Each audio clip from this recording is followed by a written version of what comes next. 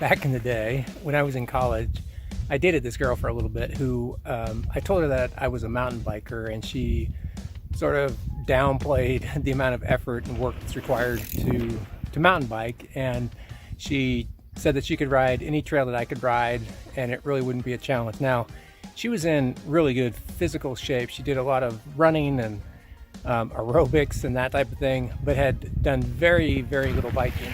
And so I took her up on the challenge. I took her to a bike trail and let her try to ride one of the trails that I do. And we didn't even hardly get started, and she gave up. She was like, "This is way too hard, way too physical."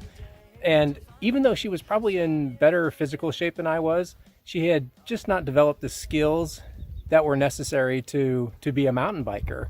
And so I think of this a lot of times when we move really high performing individual contributors, we move them into a leadership role and we automatically expect them that they're going to be really good because they have some transferable skills.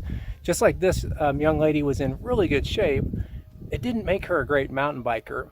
And even though some of our really high performing employees they're really great as individual contributors, they don't automatically make really great leaders. They just don't have the skill set. They haven't been taught, they haven't been trained, they haven't been mentored. That's not to say that they can't be great leaders, and likely with a little bit of training they will be great leaders. But this idea that we just throw them in there and expect them to be good, it's not reasonable, and we really need to make sure that we train our new leaders. As a side note, I went back to that trail that I took that young lady on 20 years ago, and I realized I was probably being kind of a jerk because that trail was ridiculously hard, even for me. So anyway, let's not do that to our leaders. Let's not throw them into a really difficult trail that's going to set them up for failure.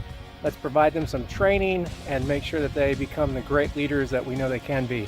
Have a great day.